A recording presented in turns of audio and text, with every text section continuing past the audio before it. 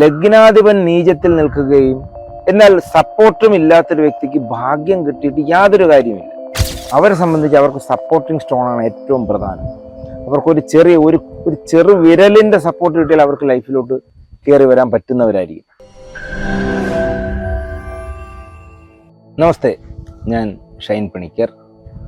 കുറേ സംശയങ്ങൾ, അതായത് ഒരുപാട് ആൾക്കാർ ചോദിച്ചുകൊണ്ടിരിക്കുന്നൊരു ചോദ്യമാണ്, നമ്മൾ എന്തിനാണ് സപ്പോർട്ടിങ് സ്റ്റോൺ ധരിക്കുന്നത്? പലർക്കും ഭയങ്കര സംശയം. സപ്പോർട്ടിങ് സ്റ്റോൺ കാരണം നമ്മളെല്ലാവരും, പ്രധാനമായിട്ട് മലയാളികൾക്ക് ഭാഗ്യരത്നമാണ് അവർക്ക് ഇമ്പോർട്ടൻസ്, ലക്കി സ്റ്റോൺ. അപ്പോൾ ഒരു ഗ്രഹനില നമ്മൾ വിശകലനം ചെയ്യുമ്പോൾ ആ ഗ്രഹനില പ്രകാരം main stone, lucky stone, supporting stone. അപ്പോൾ അതിൻ്റെ ആ ഒരു ക്രമം പറയുമ്പോൾ തന്നെ ആൾക്കാർക്ക് തോന്നും മെയിനും ലക്കിയും മതിയല്ലോ, നമുക്ക് സപ്പോർട്ടിങ്ങിൻ്റെ ആവശ്യമില്ലല്ലോ, അല്ലെങ്കിൽ സപ്പോർട്ടിങ് എന്തിനാണ്, നമുക്ക് മെയിൻ സ്റ്റോൺ മതിയല്ലോ. ശരിയാണ്, മെയിൻ സ്റ്റോൺ തന്നെയാണ് ആദ്യം നമ്മൾ ധരിക്കേണ്ടത്, മെയിൻ സ്റ്റോൺ തന്നെയാണ് റിസൾട്ട് വരുന്നത്. പക്ഷെ മെയിൻ സ്റ്റോൺ മാരകനാകുന്ന സാഹചര്യം വരുന്ന ഗ്രഹനിലകളുണ്ട്, ലക്കി സ്റ്റോൺ മാരകനായി വരുന്ന ചില സാഹചര്യങ്ങളുണ്ട്. അപ്പം മിഥുന ലഗ്നക്കാർക്ക് 8ാം ഭാവാധിപതിയും 9ാം ഭാവാധിപതിയും ശനിയാണ്. അപ്പോൾ മിഥുന ലഗ്നക്കാർക്കെല്ലാം ഭാഗ്യരത്നമായിട്ട് ശനിയുടെ രത്നം വാങ്ങി ഇടാൻ പറ്റില്ല. വളരെ ശ്രദ്ധിച്ച് കൈകാര്യം ചെയ്യേണ്ട ഒരു വിഷയം തന്നെയാണ് ഈ രത്നശാസ്ത്രം. രത്നത്തെ നിർദ്ദേശിക്കുന്നത്, രത്നം വിൽക്കാൻ ആർക്കും പറ്റും. രത്നം വിൽക്കുക എന്ന് പറയുന്നത് ഒരു ഹോൾസെയിൽ കടയോ അല്ലെങ്കിൽ അതാത് രാജ്യങ്ങളിൽ നിന്നോ രത്നം വിൽക്കാൻ ഏത് ജൂവലർക്കാർക്കും പറ്റും. പക്ഷെ രത്നം നിർദ്ദേശിക്കുന്നതിലാണ് പോയിന്റ്. ഇപ്പം മരുന്ന് കമ്പനികൾ ഇഷ്ടംമാരുണ്ട്. ഇപ്പോൾ പാരസെറ്റമോളിൻ്റെ തന്നെ ഒരുപാട് തരത്തിലുള്ള കമ്പനികൾ പലതും ഇറക്കുന്നുണ്ട്. പക്ഷേ അത് നിർദ്ദേശിക്കുന്ന ഡോക്ടർമാർക്കാണ് ഏറ്റവും കൂടുതൽ പ്രാധാന്യം. ആ നിർദ്ദേശം തെറ്റുമ്പോഴാണ് രത്നശാസ്ത്രത്തിന് ബുദ്ധിമുട്ടുണ്ടാകുന്നത്.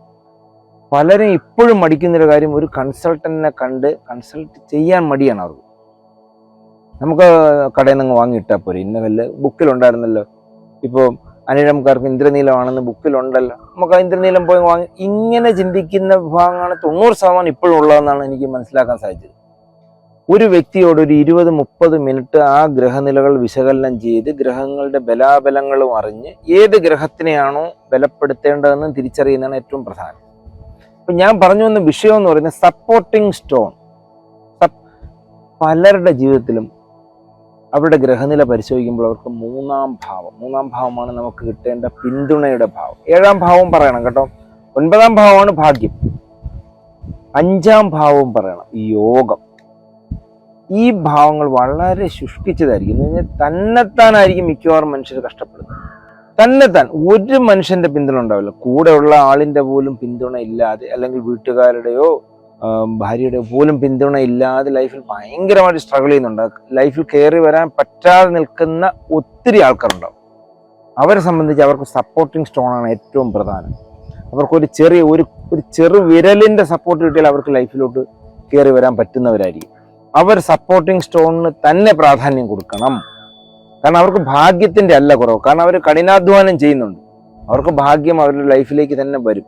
പക്ഷേ അവർക്ക് വേണ്ടുന്നത് ഒരു സപ്പോർട്ടായിരിക്കും.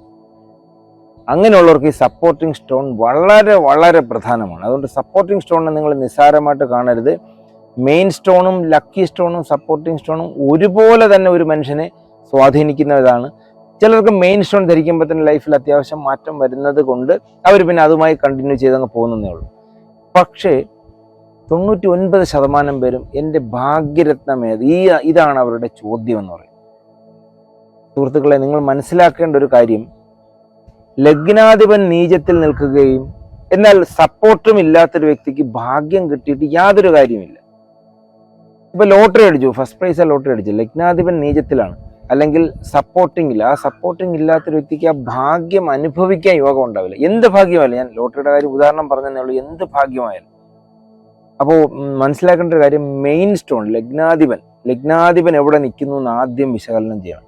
ലഗ്നത്തിന് ബലമില്ലാത്ത ഒരാൾ ലൈഫിൽ എന്ത് ചെയ്താലും അത് അവസാനം പരാജയത്തിലേക്ക് തന്നെ വരും.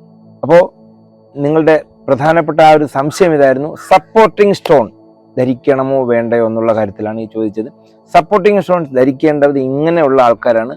ലൈഫിൽ ഒറ്റയ്ക്ക് സ്ട്രഗിൾ ചെയ്ത് വരുന്ന ആൾക്കാരുണ്ടെങ്കിൽ കൃത്യമായിട്ടും അവർക്കൊരു സപ്പോർട്ടിംഗ് സ്റ്റോണിൻ്റെയാണ് അവർക്ക് ഏറ്റവും കൂടുതൽ ആവശ്യം. ലക്കൊക്കെ അവർക്ക് ഉണ്ടാക്കാനുള്ള കഴിവുണ്ട്, സപ്പോർട്ടിംഗ് തന്നെയാണ് അവർക്ക് ആവശ്യം. അത് തന്നെ വിശകലനം ചെയ്യുക. അത് കൃത്യമായി അറിയുന്ന ഒരാളിനെ കൊണ്ട് കൊടുത്ത് സപ്പോർട്ടിംഗ് സ്റ്റോൺ ഏതാണെന്ന് മാത്രം കണ്ടുപിടിക്കുക. നിങ്ങൾ മറ്റ് കല്ലുകളുടെ പുറകെ ഒന്നും പോകേണ്ടതില്ല. സപ്പോർട്ടിംഗ് സ്റ്റോൺ ഏതാണെന്ന് മാത്രം കണ്ടുപിടിച്ച് അതിനെ മാത്രം ഒരു ചെറിയ പോസിറ്റിവിറ്റി കൊടുക്കുമ്പോൾ തന്നെ അവർക്ക് ആ ഒരു മാറ്റം ഉണ്ടാകും. അവർക്ക് ഒരു സപ്പോർട്ട് കിട്ടുന്ന ഒരു ഫീൽ ഉണ്ടാകും. നിങ്ങളുടെ സംശയങ്ങൾ മാറി എന്ന് വിശ്വസിക്കുന്നു. ഇത്തരത്തിലുള്ള ഇത് വളരെ സയന്റിഫിക് ആയിട്ടുള്ളൊരു ചോദ്യമാണ് ഈ ചോദിച്ചത്. ഇങ്ങനെയുള്ള സംശയങ്ങളുണ്ടെങ്കിൽ നിങ്ങൾക്ക് കൃത്യമായിട്ടും ഈ വീഡിയോയുടെ താഴെ ചോദിക്കാം. അതിന് കൃത്യമായുള്ള മറുപടിയും ഞാൻ തരുന്നതാണ്. നന്ദി, നമസ്കാരം.